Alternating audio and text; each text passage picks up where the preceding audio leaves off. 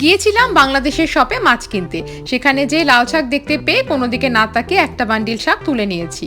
এখানে এর আগে কোনো শপে লাল শাক দেখতে পাইনি, আর আমরা সবাই মোটামুটি লাল শাক খেতে খুব ভালোবাসি, তাই লাল শাকটা নিয়েছি। আর এখানে বান্ডিলে যে পরিমাণ শাক ছিল তাতে আমাদের দেশে প্রায় 3 আটি মতো শাক হবে।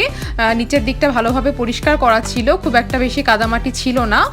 তবে শাকটা পরিমাণ করার পরে দেখা গেল এটা দাম পড়েছে $10.99, যা কিনা ইন্ডিয়ার কারেন্সিতে হবে 940 টাকার মতো, আর বাংলাদেশি কারেন্সিতে 1340 টাকা।